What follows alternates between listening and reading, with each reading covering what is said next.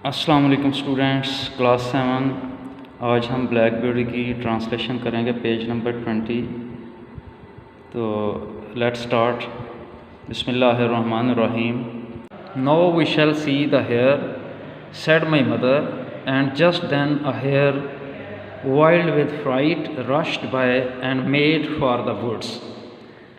मेरी अम्मी ने कहा, सेड माई मदर, मेरी अम्मी ने कहा, no we shall see the hare, अब हम खरगोश देखेंगे, एंड जस्ट दैन, और उसी वक़्त अ हेयर, ये एक मादा खरगोश है इसलिए हम कहेंगे अ हेयर, एक खरगोश, वाइल्ड विद फ्राइट, खौफ से पागल या खौफ के साथ, जंगली वहशी हुई, रश्ड बाय, तेज़ी से गुजरी, and made for the woods, और दरख्तों की तरफ गई।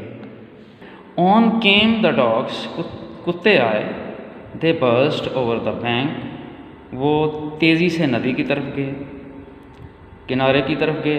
लीप्ड द स्ट्रीम, नदी में छलांगें लगाईं, लीप मतलब छलांगें लगाईं। And came dashing across the fields, and came dashing across the fields, और खेतों में से गुज़रे, तेज़ी से गुज़रे। Followed by the huntsman,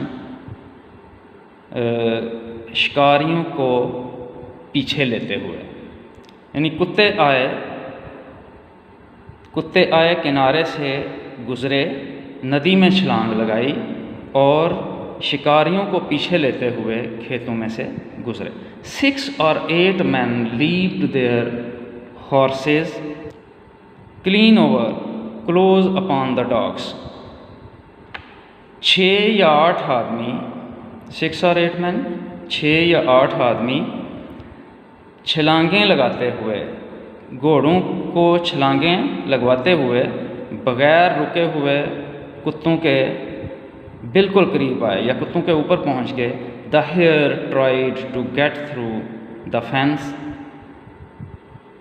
the hare tried to get through the fence, मादा खरगोश ने झाड़ियों में से गुज़रने की कोशिश की, बाड़ में से गुज़रने की कोशिश की। इट वॉज टू थिक, ये इतनी घनी थी, एंड ये बहुत ज़्यादा घनी थी। And she turned sharp around to make for the road, और वो वापस मुड़ी, सड़क की तरफ वापस मुड़ी।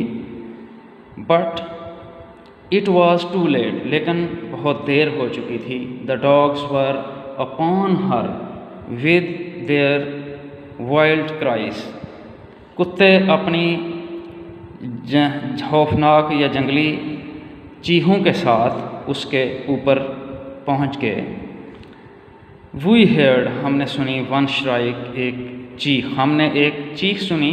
And that was the end of her, और ये उसका अख्ताम था या ये उसका खात्मा था।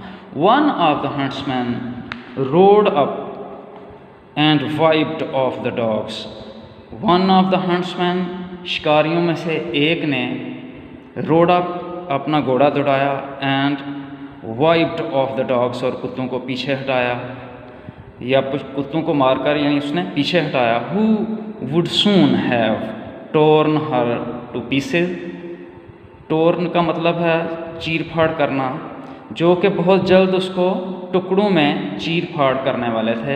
He held up the rabbit, उसने खरगोश को, यानी वो जो मादा खरगोश थी, उसको ऊपर उठाया। एंड ऑल द जेंटलमैन, और तमाम जो मोअज़्ज़ज़ आदमी थे या जो शरफा थे, सीम्ड वेल प्लीज्ड, वो बहुत खुश दिखाई दे रहे थे, वो बहुत खुश दिखाई दिए। एज़ फॉर मी, मेरे लिए, I was so astonished, as for me I was so astonished, मेरे लिए मैं ये हैरानकुन था। That I did not at first see, कि मैंने ये पहले ना देखा।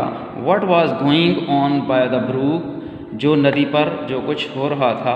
But when I did look, लेकिन जब मैंने देखा, there was a sad sight, वहाँ पर एक गमगीन या दुखी मंज़र था, एक गमगीन नज़ारा था या गमगीन मंज़र था। 2 फाइन हॉर्सेस, 2 अच्छे घोड़े, वर डाउन, वहाँ पड़े हुए थे या वहाँ गिरे हुए थे। One was struggling in the stream, एक नदी में हाथ पांव मार रहा था। स्ट्रगलिंग हाथ पांव मारना या कोशिश करना किसी चीज़ की, तो वो हाथ पांव एक नदी में हाथ पांव मार रहा था। And the other was growing on the grass, जबकि दूसरा घास पर आहोजारी कर रहा था, यानी वो भी आवाज़ें निकाल रहा था। इस वजह से आहोजारी का लफ्ज़ इस्तेमाल हुआ है, यानी वो भी ज़ख्मी था या उसको कोई मसला था। One of the riders was getting out of the water,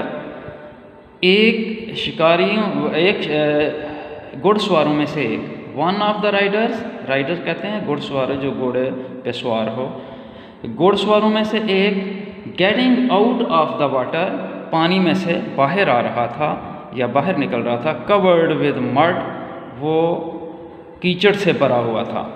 the other ले क्वाइट स्टिल, और दूसरा बेहिस्सो हरकत, यानी जो बिल्कुल साकन पड़ा हुआ। ले क्वाइट स्टिल यानी बिल्कुल बेहिस्सो हरकत पड़ा हुआ था। थैंक यू स्टूडेंट्स, आपने इस पैराग्राफ की रीडिंग करनी है, इसकी ट्रांसलेशन अच्छी तरह से याद करनी है और इसके वर्ड्स मीनिंग भी आपने याद करना है। अस्सलाम वालेकुम।